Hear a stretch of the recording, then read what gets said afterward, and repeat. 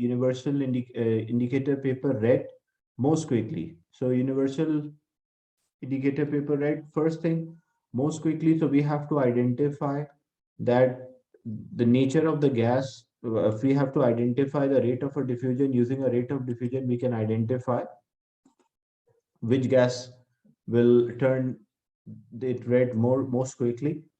The second thing, because universal indicator paper red, so it means the gas should be acidic.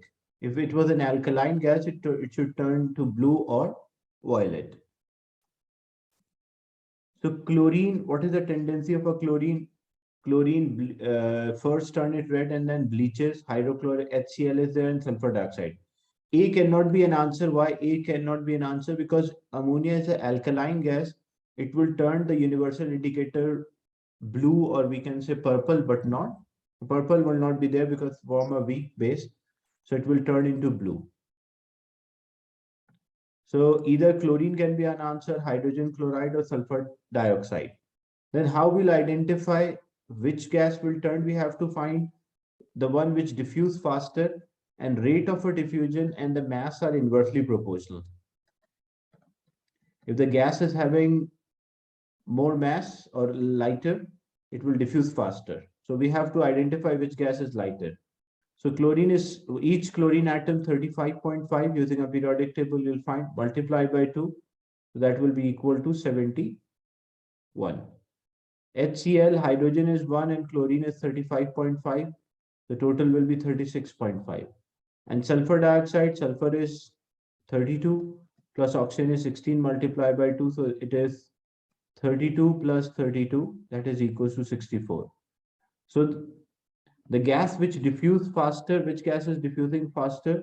So the lightest one will diffuse faster. When you check the mass 71, 36.5 and 64. So which gas diffuse faster? Hydrogen chloride will diffuse faster. So C should be the right answer.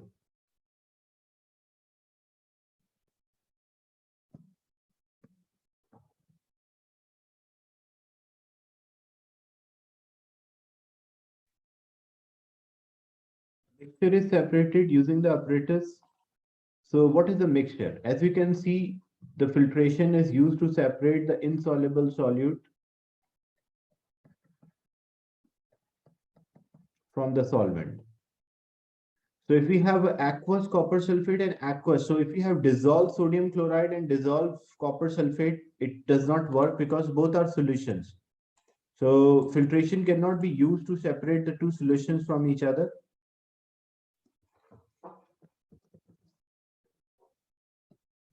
Then copper sulfate and copper. So aqueous copper sulfate means like a copper solution is there and there is a copper metal. So copper metal is there and a copper solution. So copper sulfate solution. So what we can do, if we filter on the filter paper, what will be left? The copper will be left on the filter paper, and what passes through the copper solution will pass through the filter paper. So using this, we can separate aqueous copper sulfate like a salt solution as well as the metal, because one is soluble, another one is insoluble. Copper does not dissolve in water, so we'll have a solid copper. So solid copper, when we passes through this mixture through this filter funnel, which is having a filter paper. So copper as a metal will left on the filter paper and the copper solution will pass through. That's why B is the right answer for this.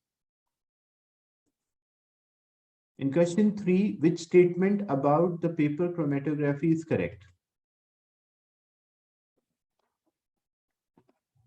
So in a paper chromatography, what we do, we take a chromatogram, we draw the origin with pencil, then using a dropper or a teat pipette, we'll place a sample on the origin. Then we use a suitable solvent here. The solvent will rise.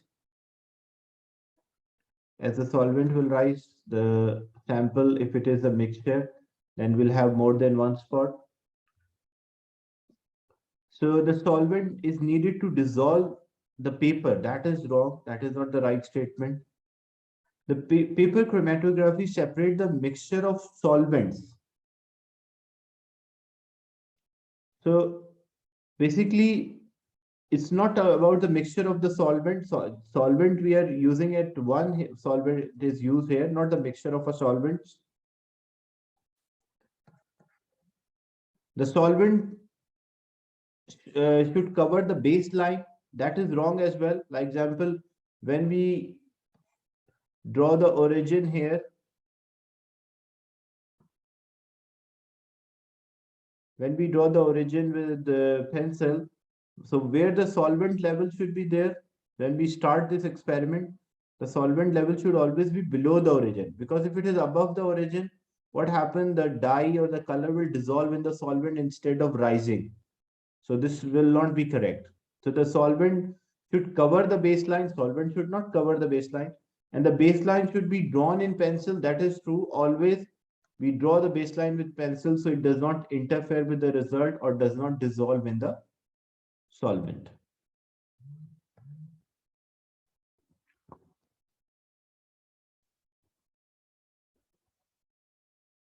In question 4, element X has 7 protons, element Y has 8 protons, element Y has 8 more proton than X. Which statement about the element Y is correct? So first element X is having 7 protons. So if it is having 7 protons, because it's an element, so it will have 7 electrons as well. Then what will be the electronic configuration? When we write the electronic configuration, arrangement of electron, it will be 2, 5. So if it is 2, 5, it means it belongs to group 2 and it belongs to period 2s. Sorry, belongs to group 5. Group number represents the number of electron in the last shell. So that's group 5 and period 2. And what about element Y? So they mention element Y has 8 more proton than X. So if X is having 17 protons, 8 more protons. So 17 plus, X is having 7 protons. So 7 plus 8, that will make 15. So this will have 15 protons. How many electrons will be there? It will also have 15 electrons. What will the arrangement of electron? It will be 2, the first shell 2, second shell 8, and the third shell 5. So it belongs to group 5 and it belongs to period 3. So the question is, which statement about element Y is correct? Element Y has more electron shell than X. You can clearly see element Y is having more electron shells, because element Y, how many shells are there? 1, 2, and 3. For element X, only 2 shells. So A is the right answer. Why not B? Like A is the correct answer, but why option B is incorrect? Y has more electron in outer shell than X. In the outer shell, they both have the same number of electrons, so that's why this statement is wrong. Y is in a different group of the periodic table.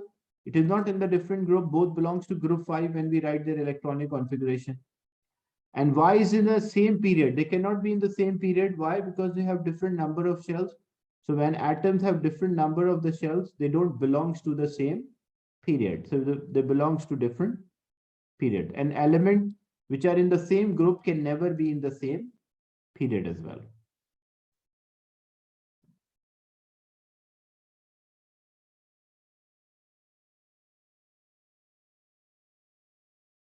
In question 5, a covalent molecule contains only 6 shared electrons. What is Q? A covalent molecule Q is there, it is having 6 shared electrons. So for this, we have to draw the structure for each, and after drawing the structure, we can identify. So when I draw ammonia, NH3, so nitrogen belongs to group 5, so it will share 3. And hydrogen share 1. So if hydrogen share 1, nitrogen share 1 from each side, total nitrogen will share 3 and unshared will be 2. So how many shared electrons are present here? As you see, 6 shared electrons are there. This is one share, one like 2, 3 pairs are there, 2, 4, and 6. So how many shared electrons are there? There are 6 shared electrons. That's why A is the correct answer. Why not B, C, or D? So we will draw the structure. when we draw the structure of chlorine, chlorine belongs to group 7.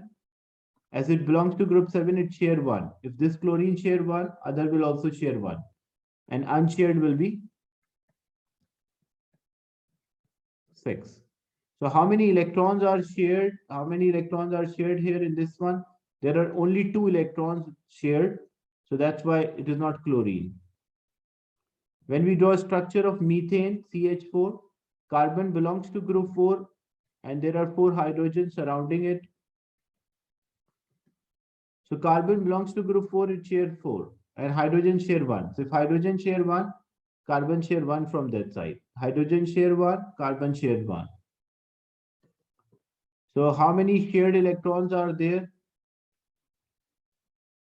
2, 4, 6 and 8. So it is having 8 shared electrons. But we just want 6. That's why A, we already mentioned A is the right answer. So methane is also incorrect. Then when we draw the structure of water, it contains 1 oxygen and it contains 2 hydrogen. Hydrogen share 1, oxygen share 1. Hydrogen shares 1, oxygen share 1.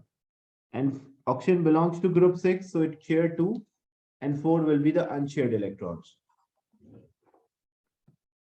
So how many shared electrons are there? 2 and 4. So this will have 4 shared electrons. This was having 8 shared electrons. This was having 2 shared electrons and this is having 6 shared. So in the question, we want to identify a molecule which is having 6 shared electrons. That's why A was the right answer.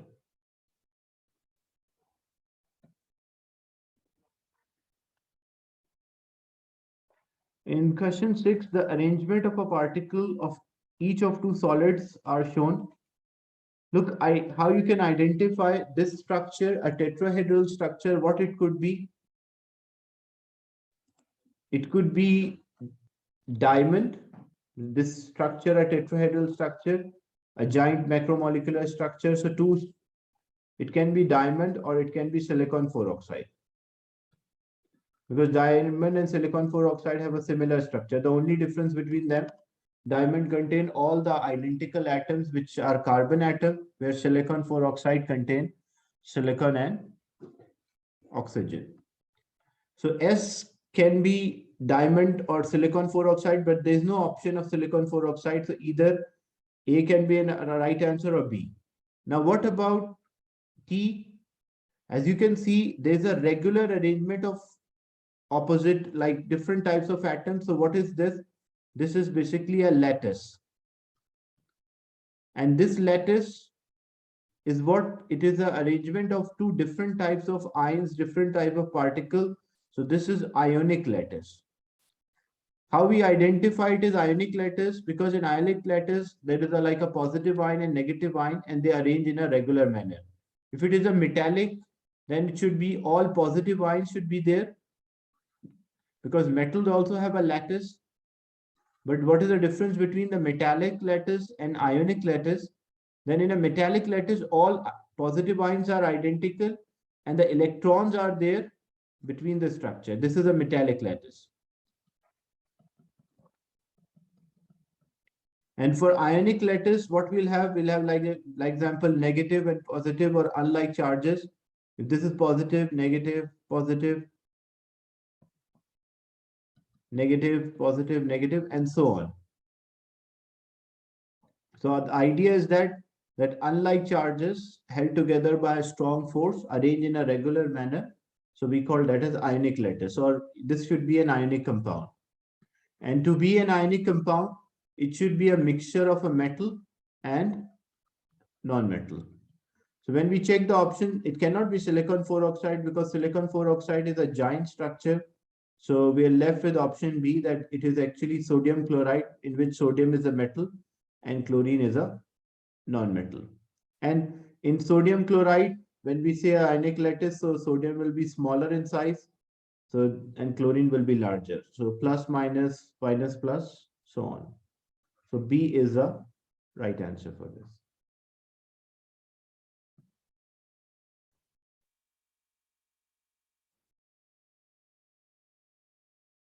Then question 7, which statement about the metals is correct?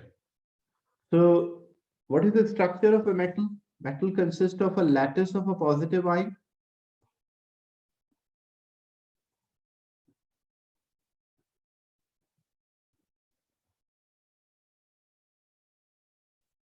So regular arrangement of the positive ions, and there is a delocalized electron. So electrons are there which are free to move within these structures. So when we check the options, the first one, metal conduct electricity when molten because the negative ions are free to move. That is wrong. Why? Because metal even can conduct electricity in solid because their electrons are free to move. Metals conduct electricity when solid because positive ions are free to move. This is also wrong. Positive ions can only vibrate. What is free to move? The electrons which are here. These electrons are free to move. These electrons can move anywhere within the structure. So that is wrong. When we check option C, the metals are malleable. Malleable means like we can hammer them into shape. When we apply the force on the metal, it can deform under compression. Why it can deform under compression? Because these layers can slide over each other without breaking. So metals are malleable because the bond between the atoms are weak. That is wrong as well. There's a strong electrostatic attraction between the positive ion and the electron. So it's not a weak force. So we are left with only option D. That metals are malleable because the layers of ions can slide over each other. That's why, like example, if I have a metal, I can hammer the metal into shape. So what does it mean, hammer into shape? So using the hammer, we can deform the metal. And why deform? Because when we hammer, the layers of a metal can slip or slide over each other. That makes the metal malleable. So D is the right answer for this.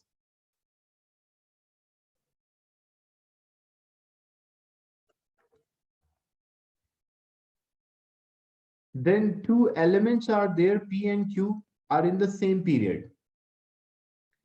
Element P and Q react to form an ionic compound. Part of a lattice is given.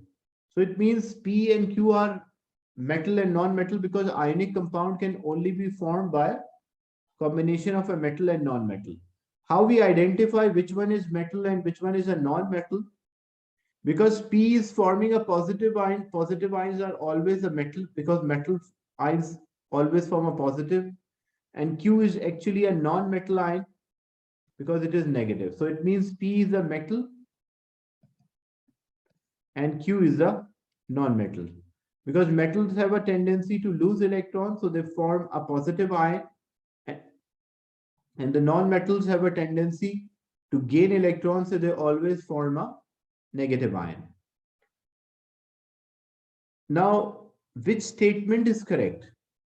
An ion of P has more electrons than Q. So why this statement is wrong? Because as we know, like example, they mentioned they're in the same period. So P is a metal and Q is a non-metal.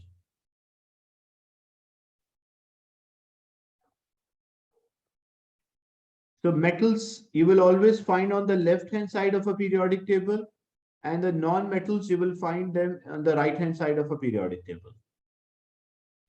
And they mentioned they belongs to same period. What is the meaning of same period? It means they will have the same shells as well.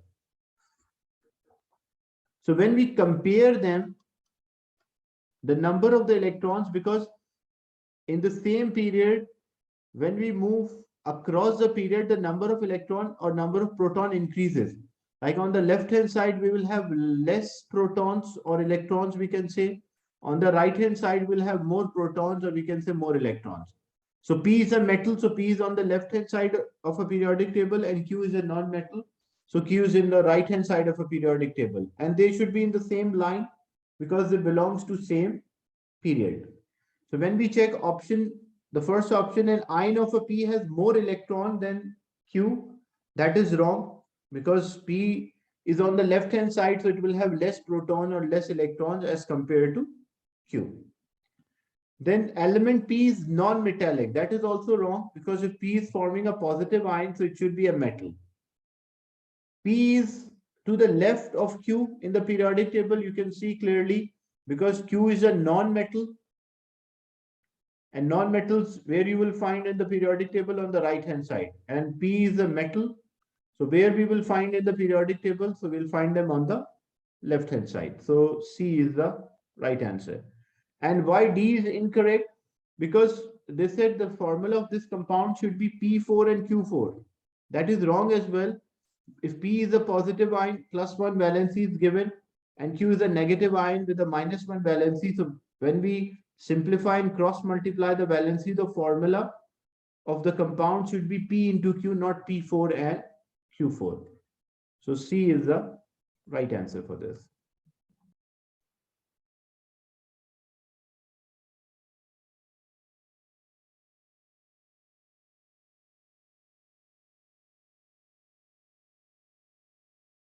Question 9, 2.56 gram of a metal.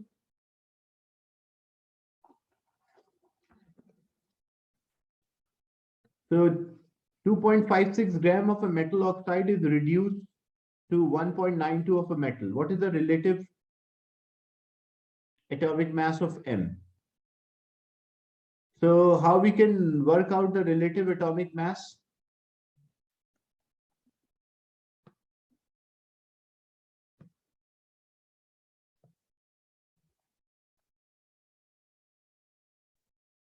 So in the question, there was 2.56 gram of a metal oxide.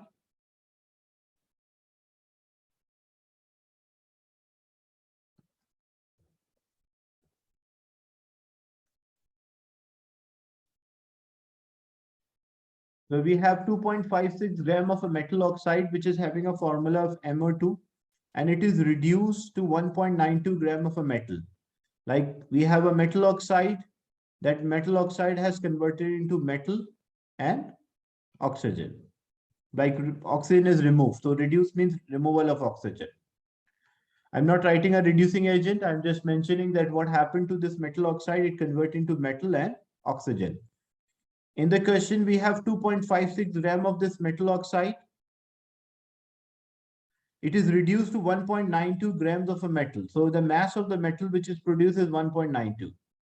So how much oxygen should be there? Because if the total mass is 2.56, if 1.92 grams of metal is there, so how much oxygen? So it will be 2.56 minus 1.92.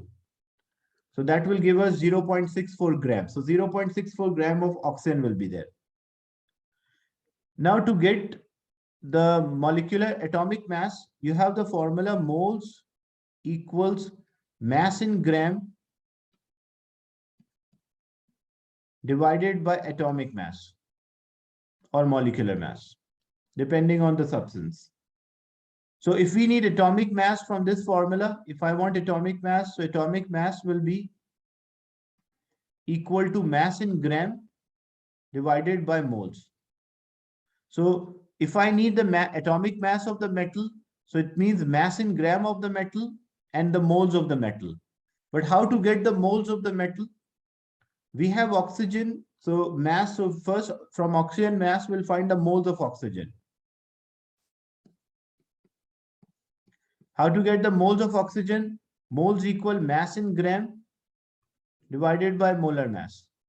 So mass in gram of oxygen is 0.64 and the molar mass of oxygen is O2. So you will use a periodic table. Oxygen is 16, but there are two oxygens, so 16 multiplied by 2, 32. So when you divide 0.64 by 32, you will get 0.02.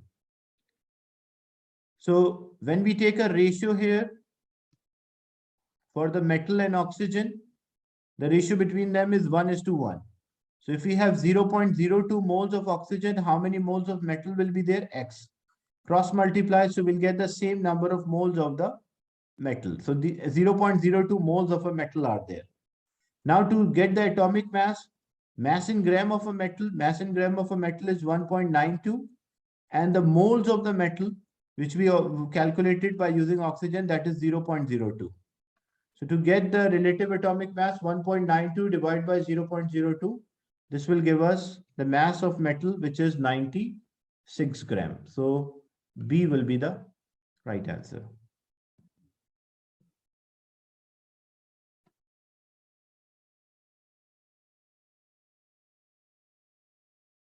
In question 10, in a separate experiment, electricity was passed through concentrated aqueous sodium chloride. And so we have concentrated aqueous sodium chloride. So Na is there, Cl is there, H is there, and OH. Because it is aqueous, so HOH.